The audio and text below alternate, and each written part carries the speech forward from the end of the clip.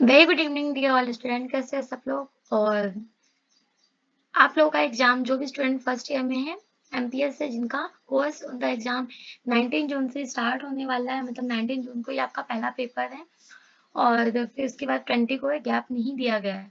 तो स्टूडेंट अभी से आप अपना पढ़ाई पे अच्छे से फोकस करो, अच्छे से पढ़ो, क्योंकि आपको गैप नहीं मिला है बिल्कुल भी एग्जाम के बीच में। तो अगर आपने एमपीएस जो 1 की वीडियो नहीं देखा है तो प्लेलिस्ट में आप जाके देख सकते हो। वहाँ पे मैंने 3 पार्ट कवर किए। 3 पार्ट में मैंने जितने भी क्वेश्चंस थे important and most repeated questions थे, मैंने उसको अच्छे से समझाया। उसके नोट्स वगैरह जो है मैंने प्रोवाइड करवा रखा है। इसके साथ ही आज हम पढ़ने वाले हैं एमपीएस 002 और इंटरनेशनल रिलेशन का ये पार्ट है, ठीक है। तो एमपीएस 002 के जितने भी इंपॉर्टेंट क्वेश्चन है, जो भी रिपीटेड हुए, हर बार रिपीटेड हुए, उनको हम आज अच्छे से समझेंगे, पढ़ेंगे। और इसके भी नोट्स ग्रुप में प्रोवाइड करवा रखा है मैंने, और डिस्क्रिप्शन में मैं इसका पीडीएफ का लिंक दे दूंगी, आप वहां से डाउनलोड कर लेना। जितने स्टूडेंट को डाउनलोड करने में प्रॉब्लम होती है वो ग्रुप से डाउनलोड कर सकता है, वहां पे पीडीएफ अवेलेबल करवा रखा है मैंने, ठीक है। तो हम पढ़ते हैं, स्टार्ट करते हैं कि एमपीएस 002 जिसका नाम है इंटरनेशनल रिलेशन, ठीक है, यानी कि जो आपका अंतर्राष्ट्रीय संबंध है, उस बुक से आपके क्वेश्चंस काफी ज्यादा हैं। तो जितने भी आपके यूनिट वाइज थे ना, क्या क्या क्वेश्चंस बन सकते हैं हर एक यूनिट से, मैंने वो सारे क्वेश्चंस कवर करवा रखे हैं यहाँ पे। एंड स्टूडेंट, मैंने यहाँ पे जितने भी शॉर्ट नोट्स वाले क्वेश्चन है वो भी करवाए हैं, बट मैंने उसके आंसर्स प्रोवाइड नहीं किए।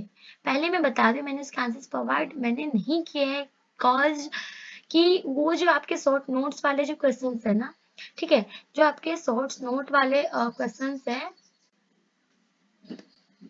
ठीक है, ये वाले क्वेश्चंस है आपके, तो ये सारे ना आपके लॉन्ग क्वेश्चन में ही मैंने कवर कर दिए हैं।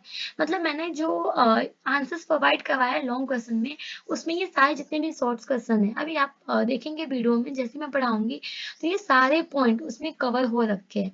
तो आपको टेंशन लेने की कोई जरूरत नहीं है कि शॉर्ट नोट्स हम कैसे लिखेंगे। देखो, लॉन्ग क्वेश्चन अगर आप अच्छे से कर लेते हो ना, तो शॉर्ट नोट्स इजिली हो जाता है, क्योंकि लॉन्ग क्वेश्चन में वो सारे पॉइंट हमने कवर कर रखे हैं, ठीक है। तो हम पढ़ते हैं, पहला क्वेश्चन क्या है यहाँ पे, अंतरराष्ट्रीय संबंधों का स्वभाव और परिभाषा क्या है। मतलब कि जो इंटरनेशनल रिलेशन है उसका नेचर कैसा है एंड उसका डेफिनेशन, ठीक है। जो आईआर है, आईआर का डेफिनेशन क्या है। तो किसी भी क्वेश्चन को स्टार्ट करने से पहले हम क्या करते हैं, उसका हम इंट्रो पढ़ते हैं, ठीक है। किसी भी क्वेश्चन का आंसर लिखने से पहले आप क्या करोगे, पेपर में भी आप इंट्रो लिखोगे। तो इंट्रो आपको बताना जरूरी है। एंड लास्ट में जब आंसर आप कंप्लीट करोगे ना, तो वहां पे आपका एक कंक्लूजन होना कंपलसरी है, ठीक है। ये मैं इसलिए कह रही हूँ क्योंकि आप अगर ऐसा लिखते हो ना, पहला इंट्रो लिखते हो, वैसे भी आप एमए के स्टूडेंट हो, तो एमए के हिसाब से आंसर्स होने चाहिए, इंट्रो होना चाहिए और प्रॉपर लास्ट में कंक्लूजन भी होना चाहिए। उससे जो आपका इम्प्रेशन है वो काफी अच्छा बनता है। तो इंट्रोडक्शन में हम क्या लिखेंगे कि जो अंतरराष्ट्रीय संबंध है यानी कि आईआर आधुनिक युग का एक महत्वपूर्ण विषय है। सही बात है, बहुत इंपॉर्टेंट टॉपिक है, बन चुका है अभी के टाइम में, क्योंकि जितने भी संगठन वगैरह, चाहे बहुराष्ट्रीय कंपनी हो या फिर अलग कोई भी चीज हो, तो वो सबका जो हम अध्ययन करते हैं, ठीक है। जैसे कि विश्व के स्तर पे किसी कंपनी के बारे में पढ़ना है, किसी कंपनी के बारे में जानना है, जो भी ग्लोबल लेवल पे जो भी, ठीक है, इवेंट वगैरह हो रहे हैं, तो हमें कैसे पता चलता है, आईआई की स्टडी करते हैं उसके बाद ही पता चलता है।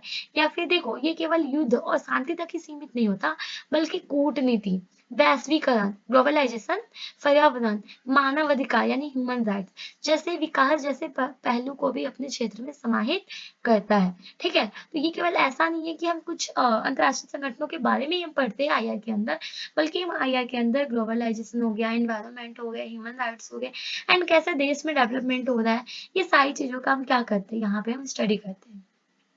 अगर हम प्रेजेंट की बात करें तो प्रेजेंट में जितनी भी वैश्विक घटनाएं होती है, ठीक है, ग्लोबल लेवल पे जितने भी इवेंट्स होते हैं और राष्ट्र की सीमाओं को पार कर एक दूसरे पर प्रभाव डालते हैं, जितने भी इफेक्ट्स वगैरह एक देश से दूसरे देशों पे पड़ता है, ये सारे हम किसके अंदर स्टडी करते हैं, आईआर के अंदर ही करते हैं, ठीक है। तो इसकी डेफिनेशन की हम बात करें तो अलग अलग जितनी भी टेक्निकल्स है, ठीक है, अलग अलग विचारकों ने अपना अलग अलग डेफिनेशन दिया है। मैंने एक इससे पहले एक वीडियो भी बनाया था, जो आपका मॉर्गन थो का था, रियलिज्म, उसमें मॉर्गन थाउ के मैंने 6 प्रिंसिपल को अच्छे से समझा रखे हैं। और आपके ना क्वेश्चंस भी है कि यथार्थवाद क्या होता है, रियलिज्म क्या होता है, ठीक है? आगे क्वेश्चंस आएंगे वो। तो इसलिए मैंने सोचा पहले ही मैं बता दूं कि जो हंस मॉर्गन थाउ थे, इनके 6 प्रिंसिपल थे। तो उसको मैंने अच्छे से उस वीडियो में डिफाइन किया। मैं डिस्क्रिप्शन में ना उसका लिंक दे दूंगी, आप वहां से उसको देख लेना कि अगर 6 प्रिंसिपल पूछा जाए पेपर में तो आप कैसे लिखोगे। तो अच्छे से मैंने वहां पे डिफाइन किया है, ठीक है? एंड क्वेश्चंस में भी है कि रियलिज्म क्या होता है और बाकी चीजें हमने यहाँ पे भी किया है। बट प्रॉपर जो 6 प्रिंसिपल है ना, मैंने उस वीडियो में बताया हुआ है। चलो नेक्स्ट हम पढ़ते हैं कि हैंस मॉर्गनथाउ ने क्या बोला है, उनके अकॉर्डिंग क्या है अंतरराष्ट्रीय स्तर पे जो अंतरराष्ट्रीय संबंध है इसकी डेफिनेशन क्या है। तो हंस मॉर्गनथाउ, ठीक है, ये बहुत बड़े विचारक है, रियलिज्म के भी सपोर्टर है ये, ठीक है, तो रियलिज्म को मानने वाले हैं ये। तो इनका क्या है इनके अकॉर्डिंग कि international relation is a struggle for power among nation. मतलब ये कि जो राष्ट्र है, राष्ट्रों के बीच में ना शक्ति के लिए संघर्ष का अध्ययन है। जो इंटरनेशनल रिलेशन है वो क्या है, स्ट्रगल है किसके लिए, for power among nations. Quincy Wright क्या कहते हैं, क्विंसी राइट के अकॉर्डिंग ये है कि जो इंटरनेशनल रिलेशन है is a concern with the interaction of state policy. यानी कि ये जो विभिन्न देश है, विभिन्न देशों की नीतियों के आपसी संबंधों का क्या करता है, विश्लेषण करता है। वहीं पे स्प्राउट्स, ये भी जाने माने एक थिंकर है, उनके अनुसार क्या है कि जो इंटरनेशनल रिलेशन है वो क्या है कि रिलेशन बिटवीन सॉवरेन स्टेट, किसके, relation between sovereign state and other actor in the international system, ठीक है? तो अन्य जितने भी वैश्विक कारक है जैसे कि अंतरराष्ट्रीय संगठन हो गए, एनजीओ हो गए, एनसी हो गए, इन सब में क्या करते हैं ये ना एक महत्वपूर्ण भूमिका निभाते हैं। और इन डेफिनेशन से हमें ये पता चलता है कि केवल राजनीति तक ही सीमित नहीं है। क्या, आईआर केवल राजनीति तक ही सीमित नहीं है बल्कि ये क्या है, मल्टी डिसिप्लिनरी स्वरूप भी है इसका, जो है ये एक बहुविषयक स्वरूप का भी है। अंतरराष्ट्रीय संबंधों का इसका नेचर कैसा है, ठीक है, जो ये इंटरनेशनल रिलेशन है इसका नेचर कैसा है। तो पहला पहला जो इसका है वो एनार्कियल स्ट्रक्चर है, यानी कि अराजकता का सिद्धांत। तो इसमें हम क्या पढ़ते हैं कि जो अंतरराष्ट्रीय प्रणाली है, अंतरराष्ट्रीय प्रणाली में कोई सार्वभौम सत्ता नहीं होती जो सभी देशों पर नियंत्रण रख सके। इसी अराजकता के कारण प्रत्येक राष्ट्र को अपनी सुरक्षा एवं हितों की रक्षा स्वयं करनी होती है। थॉमस हॉब्स के क्या कहते हैं कि थॉमसॉफ्ट के स्टेट ऑफ नेचर की तरह ये भी एक क्या है, सेल्फ हेल्प सिस्टम है। यानी कि जो थॉमसॉफ्ट के जो है उन्होंने दिया है स्टेटमेंट, स्टेट ऑफ नेचर, तो उसकी तरह ये भी क्या है, एक सेल्फ हेल्प सिस्टम है। सेकंड क्या है इसका नेचर कि ये स्टेट सेंट्रिज्म होते हैं, यानी कि राज्य केंद्रितता। इसमें क्या होता है कि जो नेशन है, जो नेशन स्टेट है, ये अंतरराष्ट्रीय संबंधों की क्या होती है, प्रमुख इकाई होती है, यूनिट होती है। और जो राज्य का सार्वभौम यानी सॉलिन है, उसको माना जाता है कि उसकी जो विदेश नीति है, विदेश नीति को राष्ट्रीय हितों के अनुसार संचालित किया जाता है। परंतु क्या है कि जो अब गैर राज्य तत्व है जैसे कि एनजीओ हो गए, एमएनसी हो गए या फिर आतंकवादी संगठन हो गए, तो इनकी भी भूमिका भी यहाँ पे क्या हो गई है, महत्वपूर्ण हो गई है। मतलब यहाँ जैसे कि पहले तो एनजीओ वगैरह को नहीं लिया गया था आईआर में, बट अब ना इसको भी यहाँ पे इंक्लूड किया गया है। राष्ट्रीय हित और शक्ति का महत्व, राष्ट्रीय हित और शक्ति का महत्व की बात करें तो जो यथार्थवादी विचारधारा यानी कि रियलिज्म, ठीक है, रियलिज्म के अनुसार प्रत्येक राष्ट्र क्या है, अपने राष्ट्रीय हित की पूर्ति हेतु क्या करेगा, पावर का यूज करेगा। जो रियलिज्म है आईआई के अंडर ही है, ठीक है। तो उसमें यही बोला है कि अपने राष्ट्र हित के लिए, ठीक है, यानी कि नेशनल इंटरेस्ट के लिए वो क्या करेगा कि अपने पावर का भी यूज करेगा।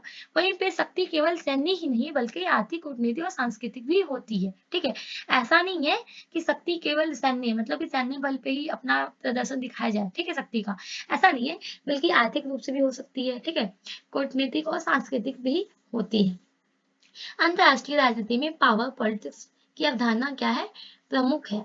इसके साथ ही फोर्थ पॉइंट क्या है कि संघर्ष और सहयोग की सह अवस्थिति। इसमें क्या है कि अंतरराष्ट्रीय संबंध में संघर्ष जैसे कि युद्ध हो गया, सीमा विवाद हो गया, किसी भी तरीके का वाद विवाद है, ठीक है, या फिर सहयोग की बात कर ले जैसे कि अंतरराष्ट्रीय संधि हो गए, संगठन हो गए, तो ये क्या, कहीं पे युद्ध होता है तो कहीं पे संगठन होते हैं, ठीक है, तो संधिया भी होती है, तो ये साथ साथ चलता है, ठीक है। तो यहाँ ना स्ट्रगल भी होते हैं, हेल्प भी होता है एक दूसरे का। तो ये आईआर में कॉमन हो गया है कि युद्ध होगा तो कहीं पे उसका संधि भी हो जाएगा। उदाहरण के लिए अगर हम बात करें एग्जाम्पल के लिए, तो शीत युद्ध के दौरान क्या हुआ, अमेरिकी और सोवियत संघ के बीच में संघर्ष था, लेकिन क्या हुआ कि उसी काल में ही संयुक्त राष्ट्र के माध्यम से क्या हो गया, सहयोग भी होता रहा, है ना। इसके अलावा फिफ्थ पॉइंट क्या है कि गैर राज्य तत्वों की बढ़ती भूमिका।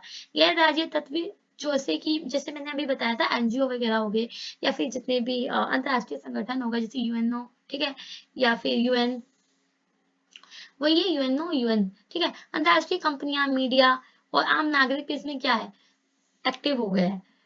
नेक्स्ट है विषय बहुविषयक स्वरूप, यानी कि मल्टी डिसिप्लिनरी नेचर इसका कैसा है कि बहुविषयक इसका स्वरूप है। इसमें क्या है कि यह विषय राजनीति विज्ञान के अलावा अर्थशास्त्र, इतिहास, विधि, समाजशास्त्र, भूगोल आदि विषयों से भी क्या है, कनेक्टेड है। जैसे एग्जाम्पल में युद्ध के कारणों को समझने के लिए इतिहास और भूगोल दोनों ही आवश्यक है। जैसे कि हम युद्ध के बारे में तो हम पढ़ लेते हैं कि ये युद्ध हुआ था, लेकिन उसका रीजन भी तो पता होना चाहिए। इसके अलावा उससे क्या क्या इफेक्ट पड़ा, उसका इतिहास क्या था, ठीक है, उससे उसके आसपास का जो एरिया था उस पे क्या इसका इफेक्ट पड़ा। तो हमें क्या, हमें सारी चीजों को पढ़ना पड़ता है, ठीक है। तो उसको समझने के लिए हमें क्या करना होता है, इतिहास और भूगोल दोनों को ही समझना आवश्यक होता है। इसका सेवंथ पॉइंट क्या है, डायनेमिक नेचर है।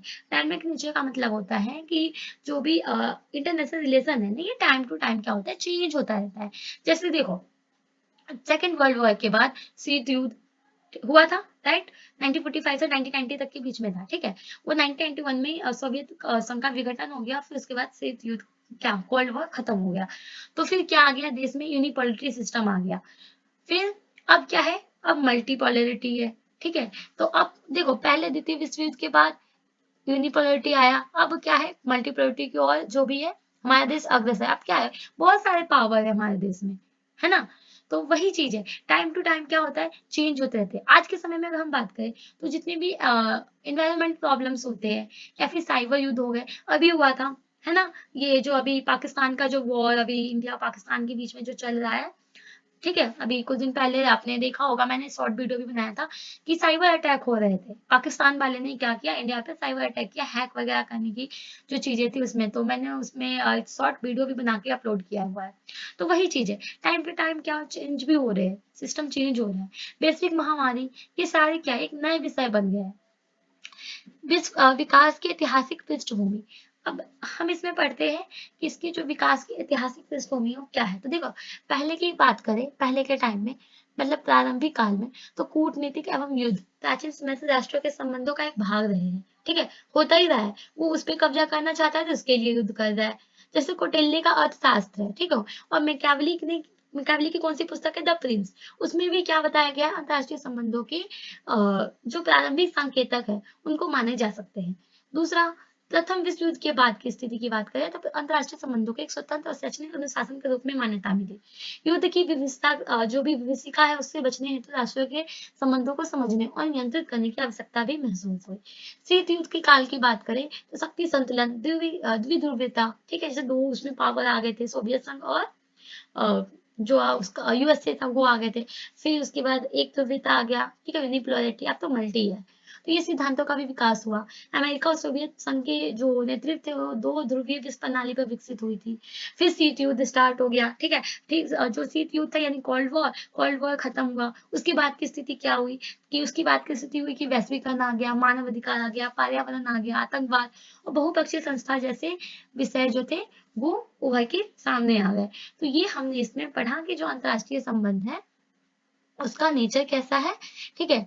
और इसके साथ ही हमने इसमें पढ़ा कि इसके डेफिनेशंस क्या है और किन किन थिंकरों ने अपने अकॉर्डिंग क्या क्या डेफिनेशंस दिए हैं, राइट।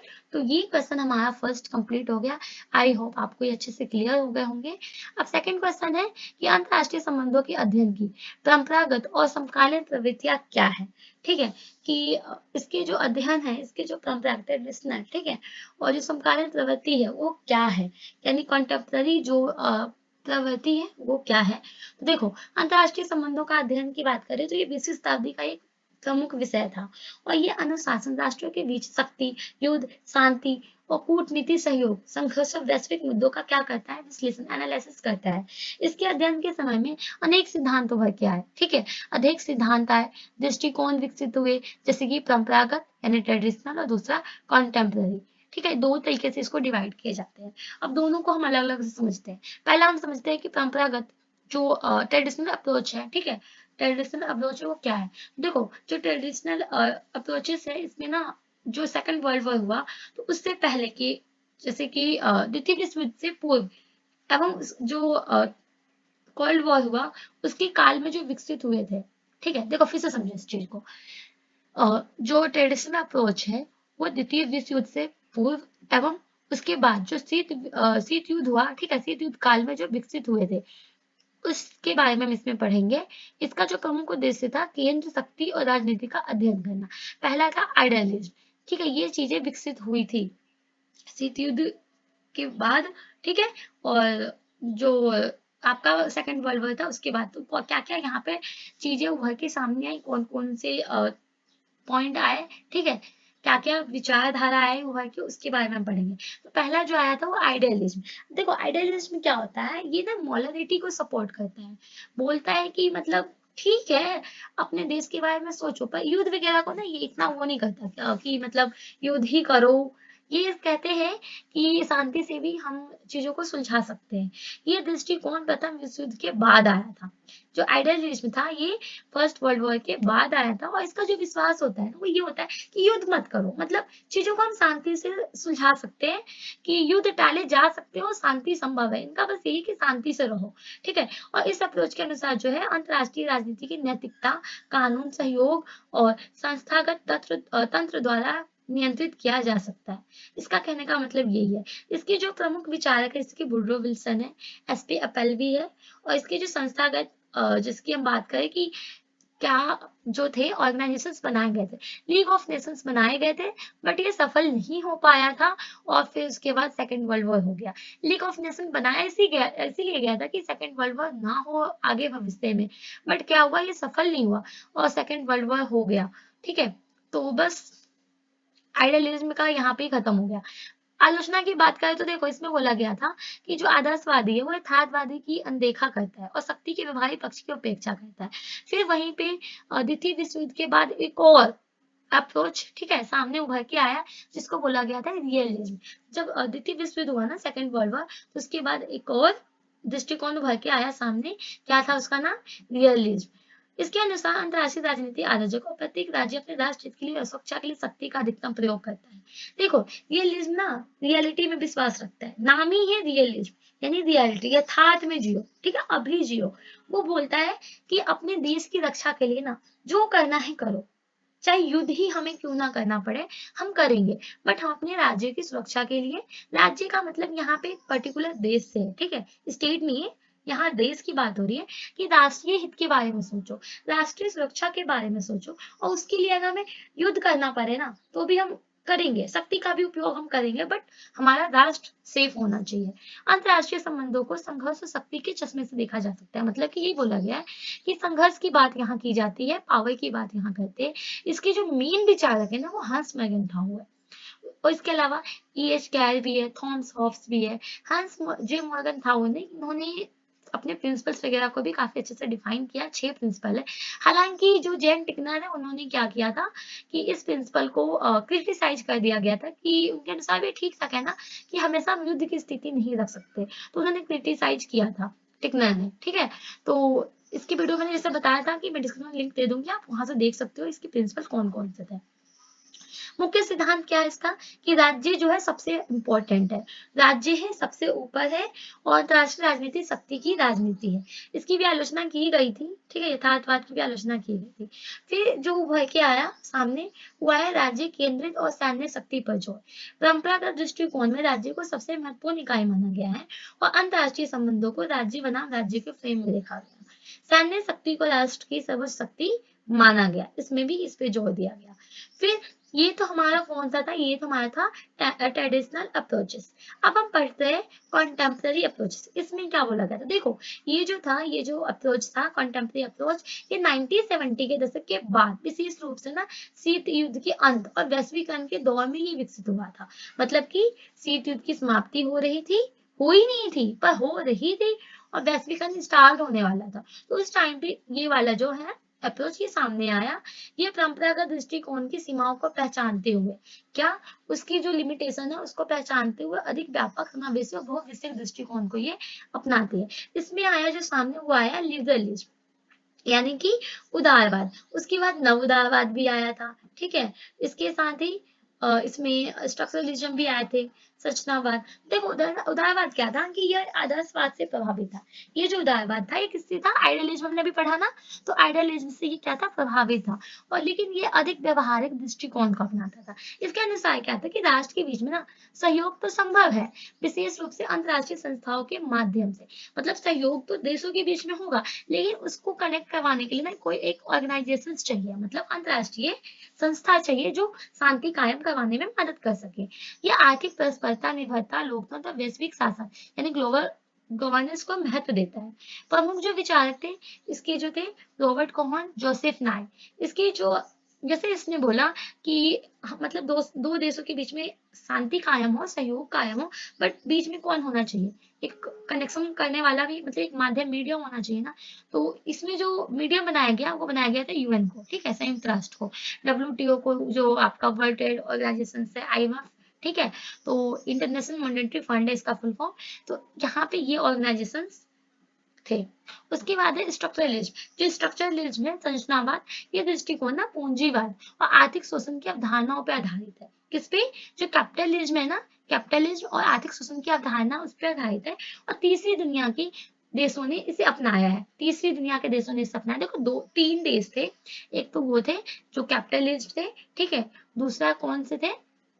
कैपिटलिज्म में आपका आ गया यूएसए, ठीक है, दूसरा जो था आपका यूएसएसआर आ गया था, जो आपका समाजवादी पे था, ठीक है, और थर्ड वो थे कि जो ना नव स्वतंत्र देश थे, जो नए नए स्वतंत्र हुए थे, जिसमें इंडिया भी आ जाता है। तो जो तीसरी दुनिया के जो देश थे ना, उसने इस व्यवस्था को अपनाया था। और वो मानते थे कि वैश्विक प्रणाली उत्तर औपनिवेशिक शासन अशोषण का नया रूप है। इसलिए जो संबंधित सिद्धांत है वो थे डिपेंडेंसी थ्योरी। ये जो डिपेंडेंसी थ्योरी है ना, ठीक है, वर्ल्ड सिस्टम थ्योरी है, इसको भी मैंने बहुत अच्छे से डिफाइन कर रखा है, ठीक है। तो आप वहां से वीडियो देख लेना, मैं उसका भी लिंक यहाँ पे डिस्क्रिप्शन में दे दूंगी। जिन भी स्टूडेंट को, जिन भी लोगों को देखना होगा डिपेंडेंसी थ्योरी और वर्ल्ड सिस्टम थ्योरी, मैंने अच्छे से समझा रखा है उस वीडियो में पूरा कि कैसे जो ये जो आश्रयवाद है, ठीक है, कि एक जो देश इसमें मैंने बताया भी था, एक ब्रेन थ्योरी भी समझा रखा था जो दादा भाई नौरोजी के द्वारा गिवन था। इसके अलावा जो आपका वर्ल्ड सिस्टम थ्योरी है, ठीक है, इसमें 3 कैटेगरी में वर्ल्ड को डिवाइड किया गया था, पेरीफेरी, कोर, पेरीफेरी और सेमी पेरीफेरी। मैंने बहुत अच्छे से उस वीडियो में डिफाइन करा रखा है, आप वहां से देखना, ठीक है, लिंक दे दूंगी मैं डिस्क्रिप्शन में, आप वहां से इस चीज को समझ लेना। उसके बाद है उत्तर आधुनिक और संरचनावादी दृष्टिकोण, ठीक है। तो इसमें क्या था? ये दृष्टिकोण अंतर्राष्ट्रीय संबंधों में सत्ता, पहचान, भाषा, पहचान और विमर्श की भूमिका को समझाने का प्रयास करता है। यह मानते हैं कि कोई भी सत्य स्थायी नहीं होता, सब कुछ संदर्भ और शक्ति संरचना पर निर्भर करता है। इसके जो मुख्य विचारक थे, माइकल फूको और डोरिडा। नारीवाद दृष्टिकोण, फेमिनिस्ट दृष्टिकोण, इसमें क्या है कि ये जो दृष्टिकोण है अंतर्राष्ट्रीय राजनीति के लिंग भेदपूर्ण स्वरूप की आलोचना करता है। जो ये थे ना, जैसे कि भेदभाव होते थे, तो उसकी क्या करता है? आलोचना करता है। और यह मानता है कि जो पारंपरिक आईआर के अध्ययन में महिलाओं की भूमिका है, वो अनुभवों की उपेक्षा की गई है, मतलब इतनी वो यहाँ पे भूमिका नहीं है। ये शक्ति, युद्ध और सुरक्षा के पुनः परिवर्तन की मांग करता है। इसके अलावा आगे क्या है? ग्रीन पॉलिटिक्स यानी कि पर्यावरण दृष्टिकोण। समकालीन युग में पर्यावरण, जलवायु परिवर्तन, जैव विविधता और सतत विकास प्रमुख मुद्दे बन चुके हैं। और यह दृष्टिकोण पारिस्थितिकी को राजनीति के केंद्र में लाने की क्या करता है? कोशिश करता है।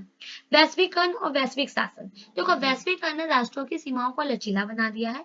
अब मुद्दे केवल सीमाओं तक सीमित नहीं है, जैसे कि क्या? साइबर सुरक्षा, वैश्विक महामारी, अंतर्राष्ट्रीय आतंकवाद। अंतर्राष्ट्रीय संस्थाओं की इसमें क्या है? भूमिका भी बढ़ी है। अब हम इनमें ना डिफरेंस पढ़े, ठीक है, तुलना करें हम इसमें कि परंपरागत क्या है और समकालीन क्या है।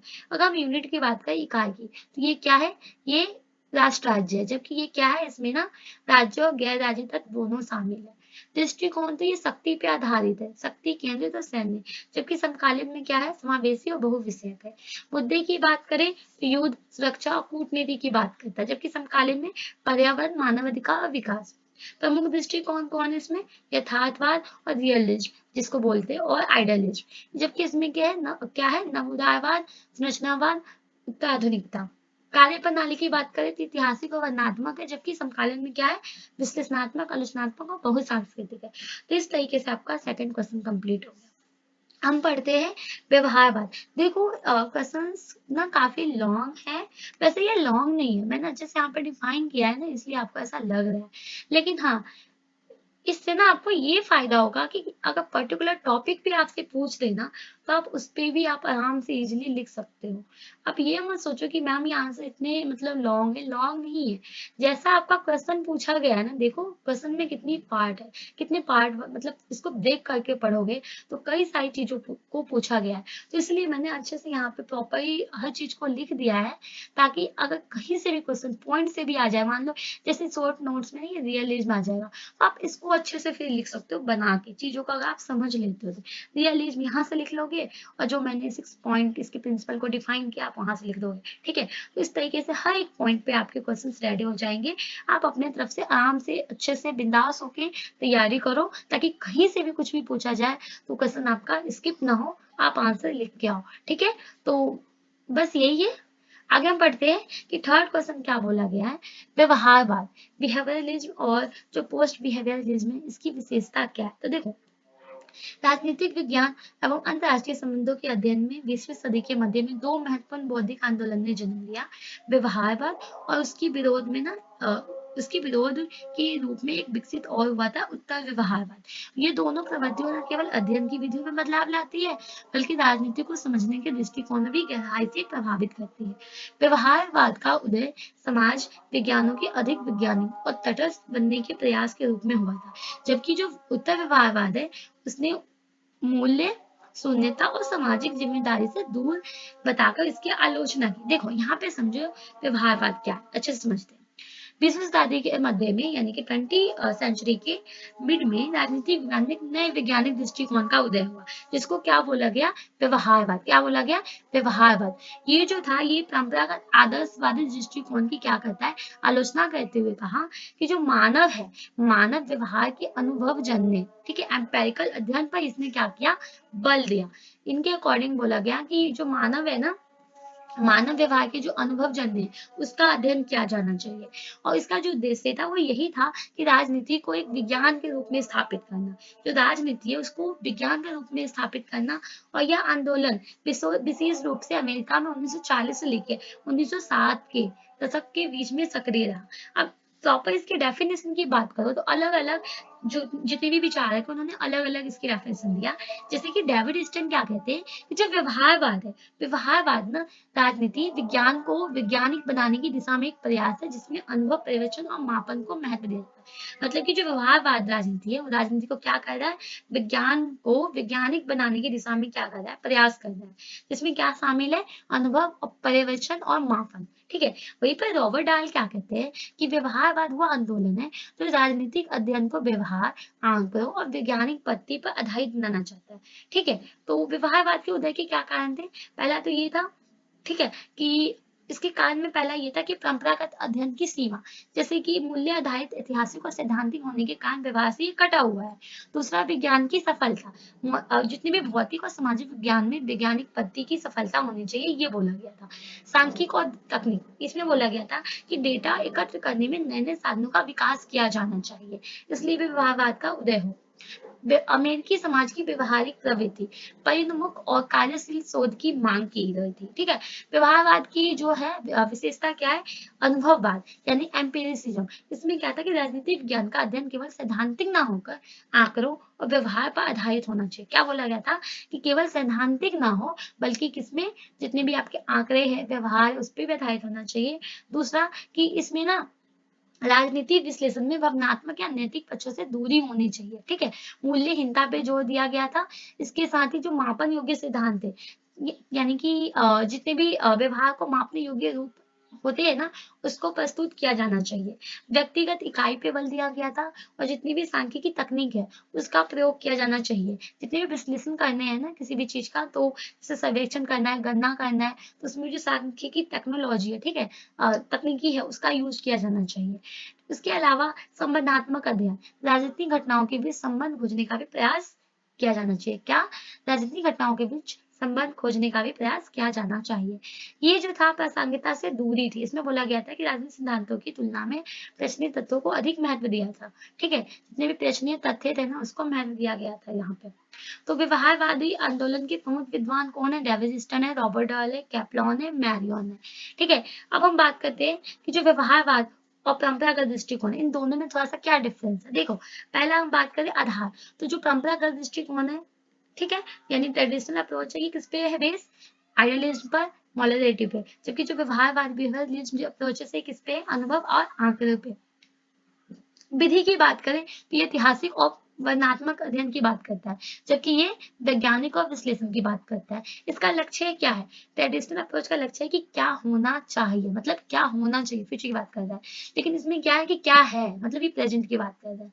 ये मूल्यात्मक है, जबकि ये जो बिहेवियरलिज्म अप्रोच है क्या है? मूल्यहीन है, मूल्य विहीन है। ठीक है, इसकी इकाई है राज्य और संस्था, जबकि इसकी क्या इकाई है? व्यक्ति और व्यवहार। अब व्यवहारवाद की आलोचना की बात करें तो व्यवहारवाद की आलोचना की बात करें तो ये सामाजिक और नैतिक जिम्मेदारी की उपेक्षा करता है, विकासशील देशों की समस्याओं को समझने में विफल रहा है, केवल आंकड़ों और तकनीकी विश्लेषणों पर जोर से मानव पक्ष की अनदेखी होती है, व्यवहार को मापने की प्रक्रिया में संदर्भ और संस्कृति की उपेक्षा की जाती है। अब हम बात करते हैं पोस्ट बिहेवियरलिज्म, ठीक है, उत्तर व्यवहारवाद। इसमें क्या है? तो ये भी ना 20वीं शताब्दी के मध्य में ये भी क्रांतिकारी आंदोलन था, उसी टाइम पे उभर के सामने आया। इसमें ना वैज्ञानिक पद्धति, अनुभवजन्य आंकड़े और जितने भी तटस्थ अध्ययन थे उस पे ही जोर दिया गया था। परंतु 1960 के दशक में आंदोलन यथार्थ जीवन के महत्वपूर्ण पक्ष जैसे कि गरीबी हो गया, ठीक है, युद्ध, अन्याय, इन सबको संबोधित करने में क्या हुआ? असमर्थ रहा। तब उत्तर व्यवहारवाद की प्रवृत्ति सामने आई। ठीक, जो व्यवहारवाद जो था इसमें व्यवहारवाद जो था वो 20 सेंचुरी में के मिड में सामने आया था और उन्होंने जिस जिस तकनीकों पे, ठीक है, जिन जिन चीजों पे बल दिया, तो उस चीजों का तो ठीक हुआ, उस चीज का अध्ययन तो हुआ, बट कुछ चीजें ऐसी थी जो 1960 के दशक में, जैसे कि गरीबी, युद्ध, अन्याय, इन सबको संबोधित करने में वो असमर्थ रहा। तो उसको ठीक करने के लिए, ठीक है, उसको उस चीज को कम करने जैसे असमर्थ था, उस चीज को इसने आगे बढ़ाने के लिए गरीबी, युद्ध जैसे अन्याय हो गए, ठीक है, इन सब चीजों को ठीक करने के लिए उत्तर व्यवहारवाद सामने आया। तो यह एक प्रतिक्रिया थी जो व्यवहारवाद की तटस्थता, मूल्य विहीनता और समाज जितनी भी सामाजिक जिम्मेदारी थी उससे दूर रहने की प्रवृत्ति का विरोध करती थी। अब इसकी डेफिनेशन की बात करें तो डेविड स्टन क्या कहते हैं कि व्यवहारवाद के प्रमुख प्रवक्ता थे, ठीक है, 1969 में इन्होंने नए आंदोलन की नींव रखी।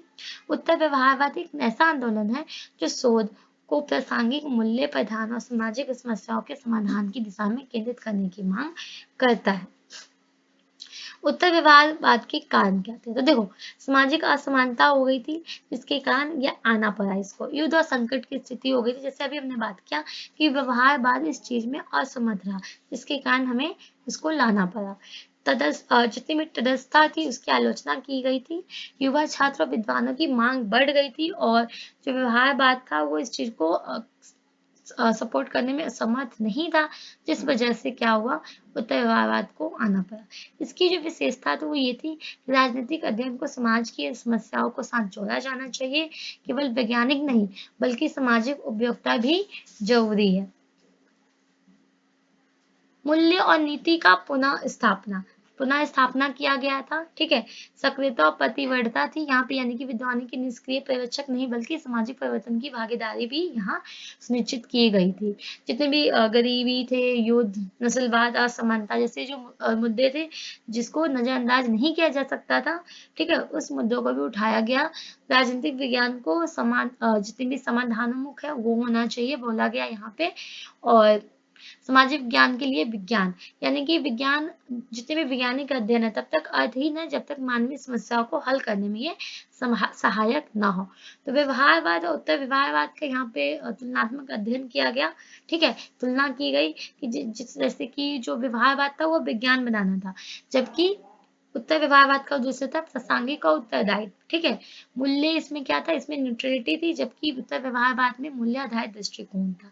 दृष्टिकोण की बात करें तो यहाँ पे वस्तुनिष्ठ और तकनीकी थी, जबकि उत्तर व्यवहारवाद में सामाजिक राजनीतिक संदर्भ में आधारित था, ठीक है, ये पॉलिटिक्स इज एज पे होना चाहिए, जबकि जो उत्तर व्यवहारवाद है इसमें ये कि पॉलिटिक्स इज इट और टू बी होना चाहिए। ठीक है, समाज में जुड़ाव कैसा होना चाहिए, सीमित, और इसमें बोला गया था कि गहरा होना चाहिए समाज के साथ हमारा जुड़ाव। ठीक ठीक है, तो हमारा जो समाज का कनेक्शन है वो गहरा होना चाहिए। उसके बाद आप यहाँ पे इसका कंक्लूजन लिख दोगे और ये क्वेश्चन भी कंप्लीट हो गया। यथार्थवाद, नव यथार्थवाद, ठीक है, यानी रियलिज्म और न्यू रियलिज्म में क्या डिफरेंस है। तो रियलिज्म आप बताओगे क्या है कि यथार्थवाद यानी कि रियलिज्म वह दृष्टिकोण है अंतर्राष्ट्रीय राजनीति का जो ये मानता है कि अंतर्राष्ट्रीय व्यवस्था मूलतः अराजक होनी चाहिए। ठीक है, अपने राज्य की सुरक्षा और शक्ति को बनाए रखने के लिए वो क्या करता है, निरंतर स्ट्रगल करता रहता है। ठीक है, तो ये है मुख्य जो परिभाषा है, उन्होंने जो हंस मगन था वो उन्होंने दिया है। मेन थिंकर यही है रियलिज्म के। इन्होंने क्या बोला है कि politics like society in general in govern by the objective law the their roots in human nature interest define the term of power and central concept. इनके अकॉर्डिंग ये डेफिनेशन है। यथार्थवाद के सिद्धांत का आधार क्या है कि मानव स्वभाव होना चाहिए। ठीक है, मानव स्वभाव आधारित होना चाहिए। जैसे कि मानव ना जैसे जन्म से स्वार्थी होता है, शक्ति लोलुप होता है, तो वैसे ही हमारे राज्य को भी, हमारे स्टेट को भी, स्टेट यानी कि कंट्री, वो अपने स्वार्थ के हित में सोचना चाहिए। ठीक है, अपने राज्य की सुरक्षा के लिए, अपने देश की सुरक्षा के लिए उसको अगर पावर का यूज करना पड़े तो भी करो, युद्ध करना है तो भी करो, बट यहाँ हमारा जो नेशनल इंटरेस्ट है वो पहला है। ठीक है, पहले प्रेफरेंस पे है। तो राज्य मनुष्य के स्वभाव के प्रतिबिंब होता है। जैसे कि मनुष्य स्वार्थी होता है ना, सेल्फिश होता है, वैसे ही राज्य को भी होना चाहिए। अराजक अंतर्राष्ट्रीय व्यवस्था, इसमें क्या बोला गया है कि अंतर्राष्ट्रीय व्यवस्था में कोई भी वैश्विक संप्रभुता नहीं है। अंतरराज्यीय सेल्फ हेल्प के सिद्धांत पर कार्य करता है। यही अराजकता जो है, यही अराजकता संघर्ष और युद्ध को जन्म देती है। Third, balance of power. अंतर्राष्ट्रीय शांति केवल तभी संभव है जब शक्तियों का क्या होगा, बैलेंस होगा। यदि कोई एक शक्ति बहुत शक्तिशाली है, ठीक है, और अन्य राज्य जो है गठबंधन बनाकर उसे संतुलित करते हैं, तो कोई एक शक्ति जो है बहुत शक्तिशाली बनती है। उसके बाद क्या है, यदि कोई एक शक्ति बहुत शक्तिशाली बनती है तो अन्य राज्य गठबंधन बनाकर उसे क्या करते हैं, संतुलित करते हैं। फिर सिक्योरिटी डिलेमा, इसमें क्या है कि एक राज्य जब अपनी सुरक्षा बढ़ाता है तो अपने जितने भी अन्य राज्य असुरक्षित महसूस करते हैं, जिससे क्या होता है, सशक्तिकरण की होड़ बढ़ जाती है। इसके जो विचारक है थुसीडाइड्स भी है, हाँ ये भी बहुत मतलब फेमस है। इनके अनुसार क्या है, इनका कहना है कि history of the Peloponnesian war, यानी शक्ति के कारण युद्ध अनिवार्य ही है।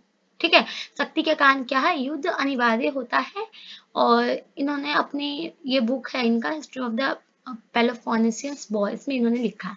मैकियावेली का क्या है, द प्रिंस, उसमें उन्होंने बताया है नैतिकता और राजनीतिकता को अलग करना। इसके अलावा थॉमस हॉब्स क्या कहते हैं कि प्राकृतिक स्थिति में मनुष्य के भेड़िया है, शक्ति का नियम यही कहता है। हंस मगर था, इन्होंने 6 प्रिंसिपल दिया। अभी फिर मैं वही चीज फिर से मैं रिपीट नहीं करूंगी कि वो जो है 6 प्रिंसिपल के बारे में अच्छे से बताया हुआ है, उस वीडियो में देख लेना। ये क्या कहते हैं, आदर्शवाद की आलोचना करते हैं, अंतरराष्ट्रीय राजनीति में शक्ति की केंद्रिता।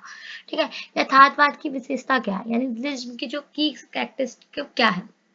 तो राज्य क्या होना चाहिए, सबसे पहला होना चाहिए। ठीक है, और यहाँ बोला गया है कि कोई वैश्विक सरकार नहीं होता, शक्ति का अर्जन संरक्षण जो है सब पर ही है, मतलब सबसे ऊपर है। नैतिकता यहाँ पे जो है, जो आदर्श है वो गौण है, उसको नहीं यहाँ पे प्रेफरेंस दिया गया है, बिल्कुल भी नहीं। ठीक है, राष्ट्रीय हित की बात करता है, संघर्ष, युद्ध, शक्ति, ये सारे यहाँ पे बात की जाती है, इन सब की बात की जाती है यहाँ पे। नियो रियलिज्म क्या है, जैसे संरचनात्मक यथार्थवाद यानी स्ट्रक्चर रियलिज्म भी कहा जाता है। यह अंतर्राष्ट्रीय संबंधों के अध्ययन में एक वैज्ञानिक दृष्टिकोण है। ठीक है, जो ये मानता है कि राज्यों का व्यवहार अंतर्राष्ट्रीय प्रणाली की संरचना से प्रभावित होता है, न कि केवल मानव स्वभाव से। इनका क्या कहना है कि अंतर्राष्ट्रीय प्रणाली की संरचना से प्रभावित होता है, न कि केवल मानव के स्वभाव से। क्या, राज्यों का व्यवहार मानव जो स्वभाव है उससे ही नहीं, बल्कि जो अंतर्राष्ट्रीय प्रणाली है उसकी संरचना से भी क्या होता है, प्रभावित होता है। इसमें जो मेन है ना, जो नियो रियलिज्म है, इसके जो मेन थिंकर वो है केन्स बोल्ट्स। ठीक है, इन्होंने बोला था कि जो स्ट्रक्चर ऑफ इंटरनेशनल सिस्टम है वो क्या है, limit the choice and influence the outcome of the states behaviour. इसके प्रमुख सिद्धांत क्या है, स्ट्रक्चर एनालिसिस है। इसमें बोला गया है कि जो प्रणाली है, प्रणाली की जो अराजक संरचना है, राज्यों को शक्ति संतुलन की ओर प्रवृत्त करती है। और इसमें जितने भी राज्य यूनिटरी रेशनल एक्टर माने जाते हैं। राज्य व्यवहार का निर्धारण शक्ति वितरण से है। यदि व्यक्ति बाइपोलर यानी कि दो महाशक्ति है, तो मल्टीपोलर या यूनिपोलर, तो ये दोनों राज्य उसी के अनुरूप अपनी रणनीति तय करते हैं। ठीक है, बाइपोलर मतलब कि जहाँ पे दो ध्रुवीय हो, यूनिपोलर जहाँ पे एक ही पावर हो, लाइक अमेरिका जो पहले था। ठीक है, जैसे 1991 में जब सोवियत संघ का विघटन हुआ है, उसके साथ ठीक है टूट गया, तो उस टाइम पे सिर्फ यूएस से बच गया, बट अब मल्टीपोलर बहुत सारे पावर है। ठीक है, रक्षा केंद्रित यथार्थवाद, डिफेंसिव रियलिज्म। केनेथ वोल्ट का मानना है कि राज्य शक्ति को बनाए रखते हैं लेकिन अनावश्यक आक्रामकता नहीं दिखाते। ठीक है, हमेशा ये नहीं कि गुस्सा हमेशा युद्ध के लिए हो तैयार, ऐसा नहीं है। ठीक है, राज्य को शक्ति बनाए रखना चाहिए, बट हमेशा ऐसा नहीं कि वॉर की स्थिति होनी चाहिए। ठीक है, ऑफेंसिव रियलिज्म, जीन मियर साइमन के अनुसार क्या कहना है कि अधिक से अधिक शक्ति अपना अर्जित करना चाहता है, उनका वर्चस्व बने, उसमें जो सुरक्षा है वो सुनिश्चित हो सके। ठीक है, तो इसकी जो मेन है वो पेंस वॉल्ट्स है। ठीक है, जॉन मियर साइमर है, स्टीफन वॉल्ट। इसकी विशेषता क्या है, इसकी विशेषता है राज्य व्यवहार मानव स्वभाव से नहीं बल्कि किससे होती है, संरचना से होती है। ठीक है, शक्ति संतुलन की व्याख्या अंतरराष्ट्रीय प्रणाली के स्तर पर की जाती है, नीति निर्माण के वैज्ञानिक दृष्टिकोण को अपनाया जाता है। ठीक है, गैर राज्य तत्व की भूमिका यहाँ पे सीमित मानी जाती है, पर यथार्थवाद की तुलना में बात की जाए तो कुछ हद तक यहाँ स्वीकार की जाती है। ठीक है, सुरक्षा की प्रतिस्पर्धा प्रणालीगत व्यवस्थागत का परिणाम है, ना कि स्वेच्छा का। अब हम इन दोनों में डिफरेंस पढ़े तो देखो, ये जो दृष्टिकोण है ये मानव स्वभाव पर आधारित है, ये क्या है, संरचना पर आधारित है। ये शक्ति की इच्छा की बात करता है, जबकि ये प्रणाली व्यवस्था की बात करता है। इसमें मॉर्गन थाउ है, इसमें बोल्ट केन्स बोल्ट है। ठीक है, तो ये आपके इसके डिफरेंस है, और ये हमने कर लिया आज 4 क्वेश्चन हमारा कंप्लीट हो गया। और मैं जो भी इसके जो मेन मेन पॉइंट्स आए थे इसके डिस्कशन में मैं लिंक दे दूंगी, आप वहाँ पे देख लेना।